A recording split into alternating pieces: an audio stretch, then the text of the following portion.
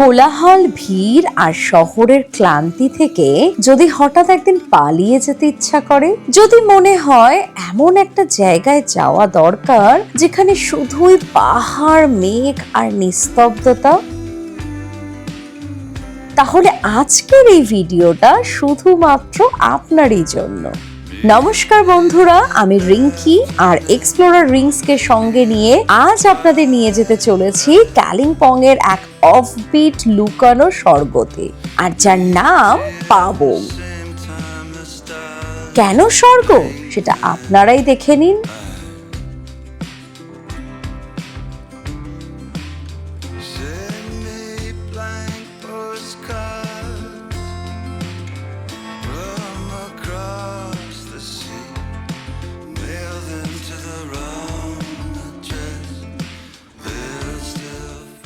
Train বা ফ্লাইটে করে পৌঁছে যান এনজিপি, আর সেখান থেকে পাবংয়ের দূরত্ব অ্যাপ্রক্সিমেটলি ৮০ কিলোমিটার, যেটি খুব সহজেই রিজার্ভ গাড়ি করে আপনারা পৌঁছতে পারেন। তাতে খরচা পড়বে ৪ থেকে ৫ হাজার টাকার মতো। আর যদি শেয়ার গাড়িতে যেতে চান তবে এনজিপি থেকে সোজা চলে যান কালিম্পং, আর সেখান থেকে পাবংয়ের দূরত্ব প্রায় ৩০ কিলোমিটার। সেটিও আপনারা কিন্তু শেয়ার গাড়ি পেয়ে যাবেন কালিম্পং থেকে। সব মিলিয়ে শেয়ার গাড়িতে গেলে এক একজনের খরচা পড়বে ৫০০ থেকে ৬০০ টাকা।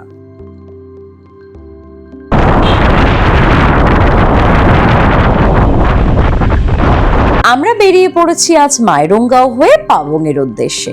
একটা দিন দারুণ সময় কাটিয়েছি এই মাইরুঙ্গাওতে, যার ভিডিও লিংক আমি ডেসক্রিপশন বক্সে দিয়ে দিলাম। আপনারা যারা এখনো পর্বটি দেখেননি অবশ্যই কিন্তু দেখে নেবেন। এই যে বাঁ দিকটা দেখছেন, এইটাই হচ্ছে মাইরুঙ্গাওয়ের হোমস্টে যেখানে আমরা ছিলাম।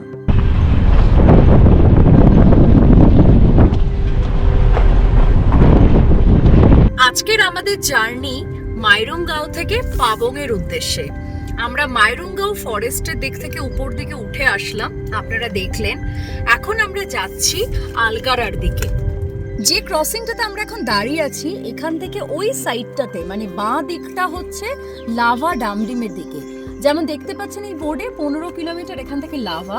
আমরা এই ক্রসিং থেকে এখন ডান দিকে আলগারা হয়ে যাব পাবং এর উদ্দেশ্যে।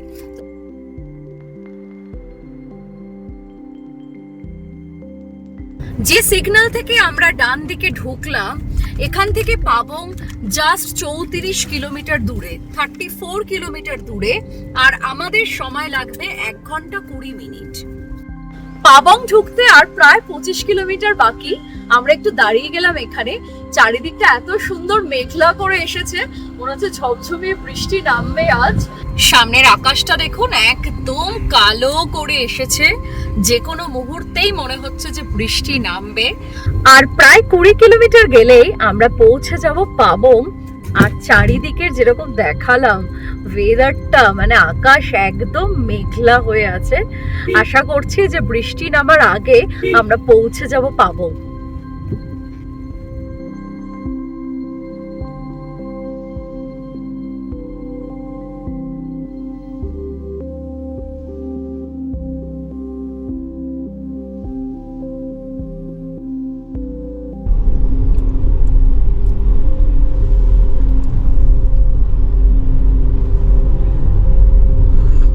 আমরা পাবং যাওয়ার পথে দাঁড়ালাম, দেখুন একটা বিশাল আকার ওয়াটার রিজার্ভার।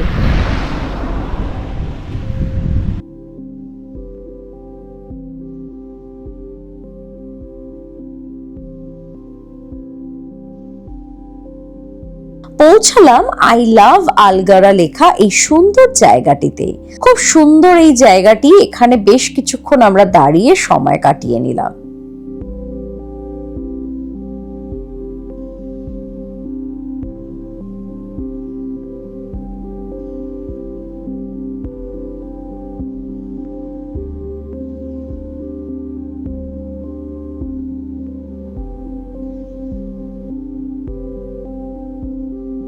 বোর্ডটিতে দেখলাম পায়ং এখান থেকে ৪ কিলোমিটার, কালিম্পং ১৬ কিলোমিটার।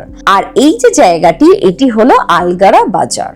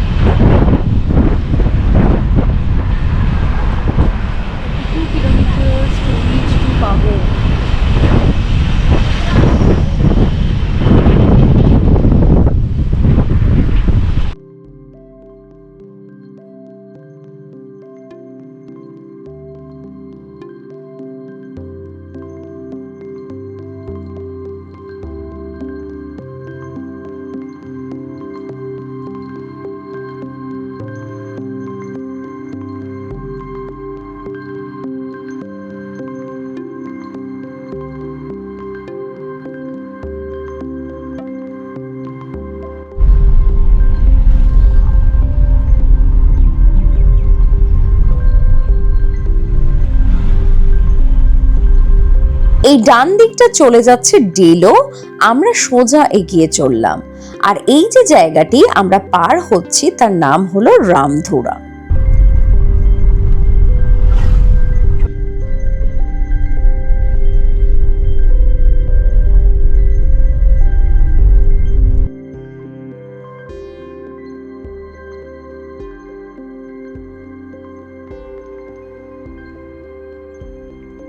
এখান থেকে আমরা নিয়ে নিলাম টুয়ার্ড সামথার বা চারখোল যাওয়ার রাস্তাটির দিকে, যেটি রেলি রিভারের উপর থেকে একটা ব্রিজ দিয়ে ক্রস করে যেতে হবে। আর সোজা যে রাস্তাটি চলে গেল সেটি বেরিয়ে গেল কালিম্পং এর দিকে।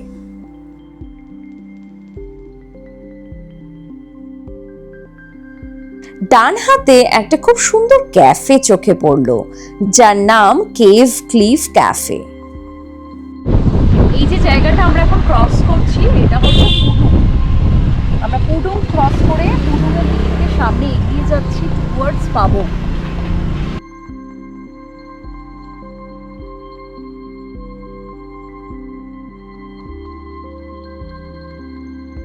আর 17 কিলোমিটারে পৌঁছাও পাবং, আর হাতের সাইডে একটা পেট্রোল পাম্পও দেখতে পেলাম।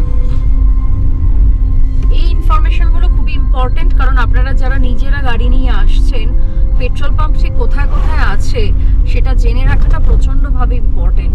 আশা করি আপনাদের এই ইনফরমেশনটি কাজে লাগবে।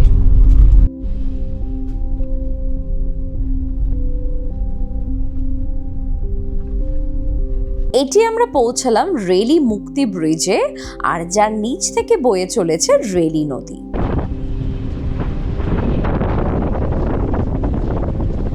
আমি এখন দাঁড়িয়ে আছি রেলি মুক্তি ব্রিজে, আর যেখানে নিচ থেকে বয়ে গেছে রেলি নদী তার উপর থেকে এই ব্রিজটি। নিচে একটা খুব সুন্দর রেস্টুরেন্ট দেখতে পেলাম একদম নদীর তীরের পাশে, আপনাদেরকে দেখাই আসুন।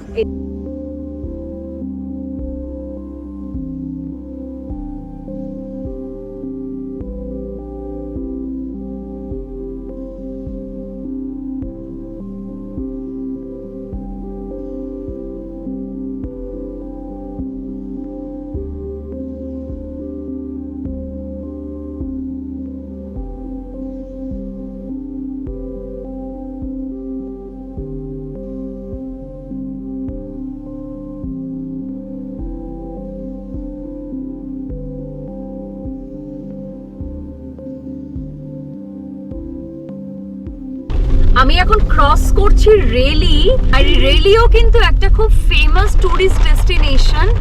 একদম রেলি নদীর তীরে আপনারা প্রচুর হোমস্টে পাবেন এখানে।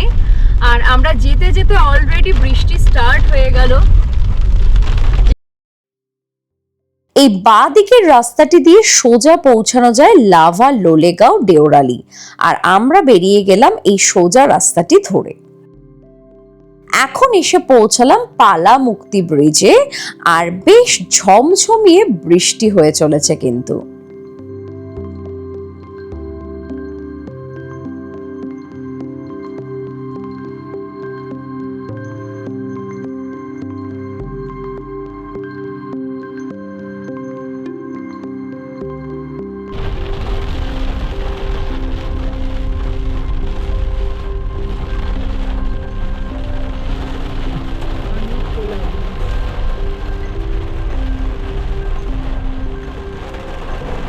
দেখা মিলল পাবংয়ের বোর্ডের, কিন্তু আকাশ তার গর্জন আর তার সাথে বর্ষণ কোনোটাই থামাচ্ছে না।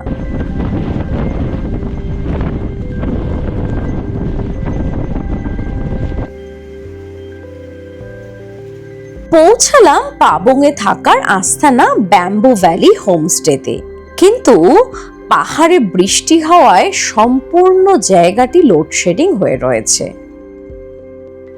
এক রাশ ঝমঝমে বৃষ্টি নিয়ে আলটিমেটলি ঢুকলাম পাবংয়ে, পৌঁছে গেছি আমাদের হোমস্টেতে। এইটি চলে এসেছি ডাইনিং রুমে লাঞ্চ করতে। এত হাওয়া দিচ্ছে, এত বৃষ্টি, যেখানে পুরো লোডশেডিং হয়ে আছে, তাই অন্ধকারের মধ্যেই ভিডিওটা আপনাদেরকে রেকর্ড করে দেখাচ্ছি। বসে পড়েছি লাঞ্চ করতে। গরম গরম ভাত, সাথে আলু ভাজা, বেগুন ভাজা, ডাল, আর আছে ফুলকপির তরকারি, আর দিয়েছে ডিম, এগ কারি আছে, তার সাথে স্যালাড, পাঁপড়। প্রচন্ড খিদে পেয়েছে, ফটাফট করে লাঞ্চটা সেরে ফেলি।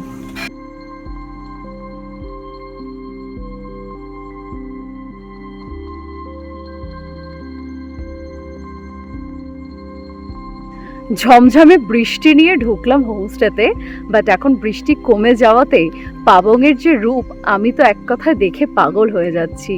দেখুন ব্যাক সাইডে ভ্যালি ভিউটা।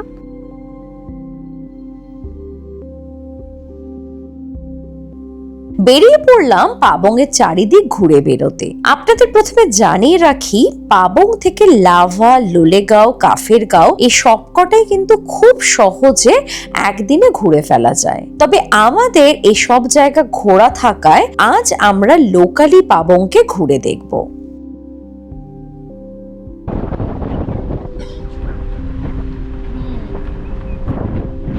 বৃষ্টিটা থেমে যাওয়ার পরে চারিদিক দেখুন অপূর্ব সুন্দর দেখাচ্ছে। চারিদিক শুধু সবুজের সমারোহ, গাছপালা, পাহাড় যেন নতুন করে তার প্রাণ ফিরে পেয়েছে। মনে হচ্ছে এক অদৃশ্য আবরণ ছিল যা কেটে উঠেছে প্রকৃতির উপর থেকে।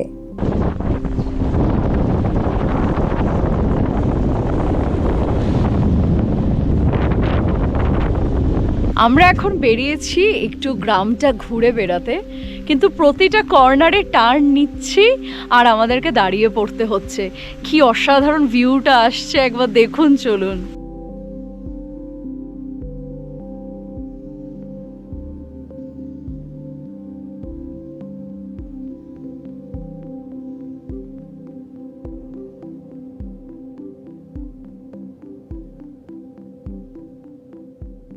আবারও আমরা এগিয়ে চললাম সামনের দিকে।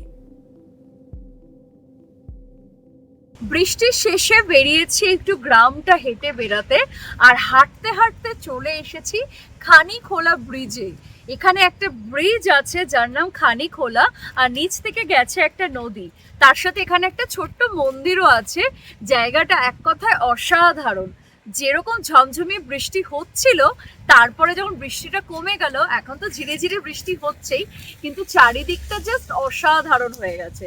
চলুন আপনাদেরকে একবার ঘোরাই খানিখোলা ব্রিজ, আর তার সাথে এখানে মন্দির। খানিখোলা ব্রিজের সামনেই একটা ছোট্ট মন্দির, আর তারপরেই হচ্ছে এই যে ব্রিজ দেখতে পাচ্ছেন, আর ব্রিজের তলা দিয়েই বয়ে গেছে সুন্দর এক নদী। চলুন আপনাদেরকে একবার দেখাই সেই দৃশ্যটা।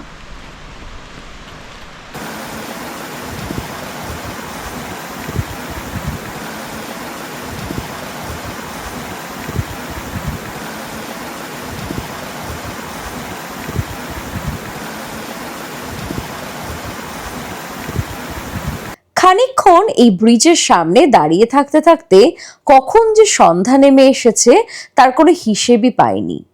মুহূর্তের মধ্যেই চারপাশ যেন এক নতুন রূপে সেজে উঠল। দূরে পাহাড়ের গায়ে কালিম্পং শহরটা যেন ছোট ছোট আলোর বিন্দু হয়ে জ্বলজ্বল করছে, আর তার সাথে সূর্যাস্তর মুগ্ধ করা দৃশ্য। আকাশ জুড়ে কমলা রঙের আভা। মনে হচ্ছিল যেন যত্ন করে সাজানো এক সন্ধ্যা আজ পাবং আমাদের উপহারে দিল।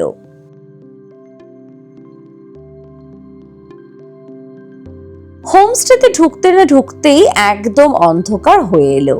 অন্ধকারে ব্যালকনিতে দাঁড়িয়ে চারিদিকটা বেশ লাগছিল।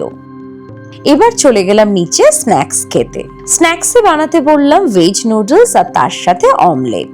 কিচেনে ঢুকে সেই প্রিপারেশনটা দেখতেও কিন্তু মন্দ লাগছিল না। আর স্ন্যাক্সের পরেই আমরা সেরে নিয়েছিলাম ডিনার, রুটি আর চিকেন সহযোগে। তবে আবারও লোডশেডিং হয়ে যাওয়ায় ভিডিও করাটা আমার পক্ষে সম্ভব হয়ে ওঠেনি। আজকে সকালটা ছিল একদম রোদ ঝলমলে।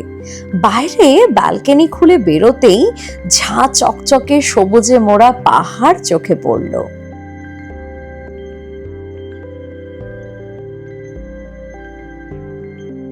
আর তার সাথেই সামনে কাঞ্চনজঙ্ঘা। ব্যালকনিতে দাঁড়িয়ে দাঁড়িয়ে চারিদিকের প্রাকৃতিক দৃশ্য এক মনে উপভোগ করলাম অনেকক্ষণ।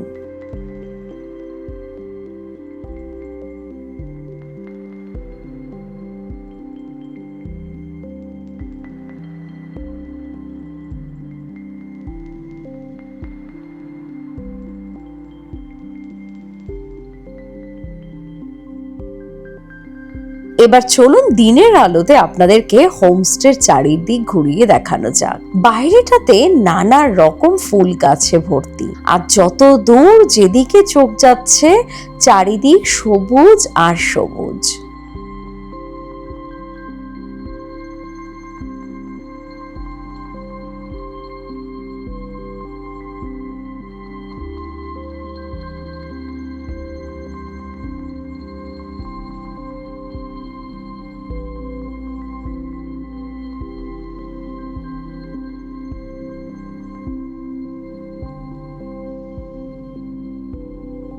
হোমস্টের এখানে খুব সুন্দর একটা জায়গা আছে ডেকোরেট করা।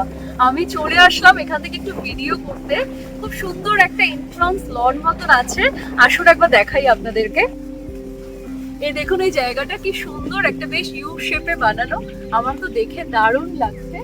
আর এখান থেকে আসলে এটাও একটা সেলফি পয়েন্ট টাইপের। আর ওই দিকের যে ভিউটা এক কথা অসাধারণ। দেখুন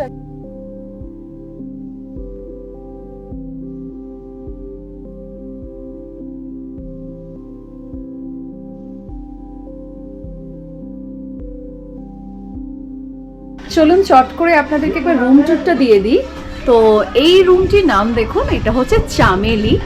দরজা দিয়ে ঢুকলেই এখানে পাবেন এরকম দুখানা কিং সাইজের বেড, দেখতেই পাচ্ছেন দুদিকে দুখানা কিং সাইজের বেড।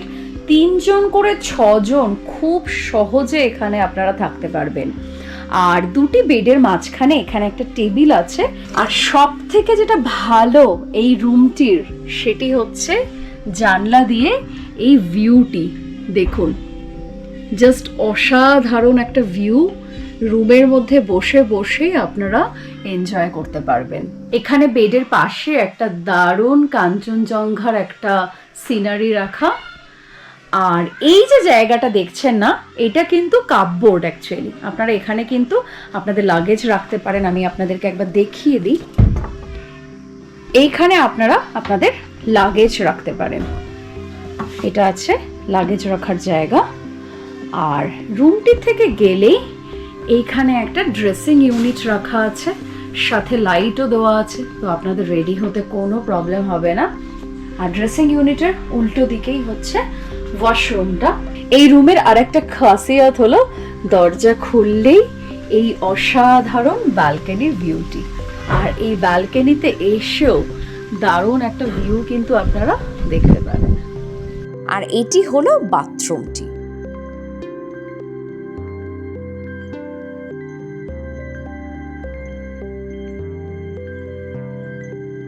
চলে এসেছে এখন ব্রেকফাস্ট টেবিলে। ঠিক যেরকম দেখতে পাচ্ছেন, আজকে ব্রেকফাস্টে নিয়েছি আমি আলু পরাঠা, সাথে আছে একটা সবজি আর চা, অমলেট। জমিয়ে ব্রেকফাস্ট করে বেরাবো।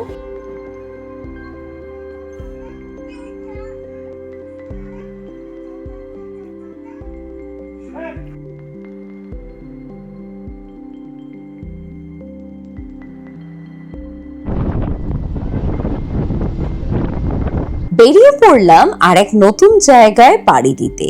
আজ এবার বিদায় নেওয়ার পালা। পরবর্তী পর্বে ফিরে আসছি আবার একটা নতুন জায়গার সন্ধান নিয়ে। টিল দ্য টাইম ভালো থাকবেন, সুস্থ থাকবেন। আবার দেখা হচ্ছে খুব শিগগিরই।